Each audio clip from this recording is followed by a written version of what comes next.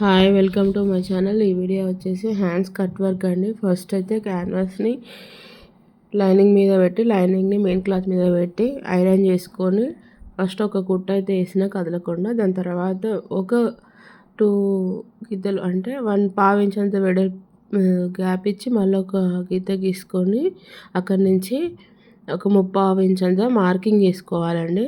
Marking చేసుకుంటున్నా.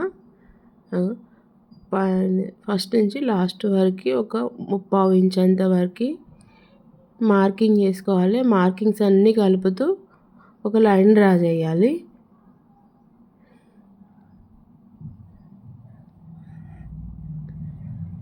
హ్యాండ్కి cut work design అండి. దాని తర్వాత సెంటర్కి మార్కింగ్ చేసుకొని సెంటర్ దగ్గర నుంచి వీడియోలో చూపిస్తున్న విధంగా రౌండ్ షేప్ ఉన్న క్యాప్ లాంటి దాంతో కట్స్ ఇచ్చుకుంటున్నా. సెంటర్ దగ్గర నుంచి మార్కింగ్ స్టార్ట్ చేస్తే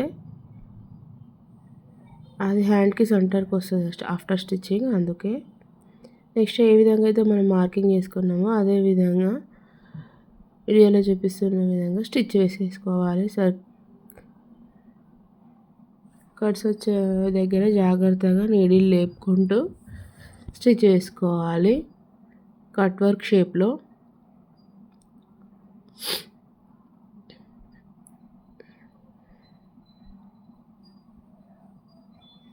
నీట్గా కట్ షేప్ వచ్చే విధంగా పాదం లేపుకుంటూ క్లాత్ జరుపుకుంటూ స్టిచ్ వేసుకోవాలి.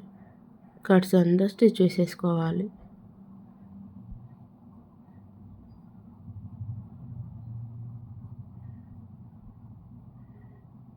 నెక్స్ట్ వచ్చేసి కట్ చేసేసుకోవాలి.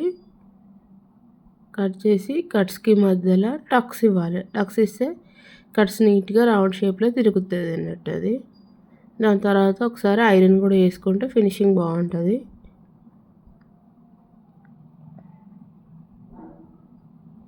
నీట్గా కట్స్ పెట్టుకుంటూ కట్ చేసుకోవాలి.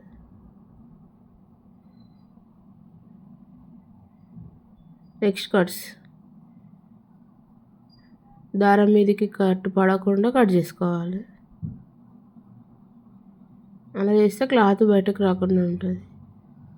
నెక్స్ట్ రివర్స్ చేసుకోవాలి ముడతలు లేకుండా నీట్గా. మీరైతే దాని మీద నుంచి కుట్టైనా వేసుకోవచ్చు, లేకపోతే ఐరన్ చేసుకోవచ్చు. నేనైతే ఇక్కడ కుట్ట వేయలేదు, ఐరన్ చేసుకుంటే బాగుంటుంది అని చెప్పేసి కుట్ట వేయలేదు. అవుట్పుట్ అయితే ఇట్లా ఉంది. Thanks for watching this video. Please like, subscribe my channel. ఎలా ఉందో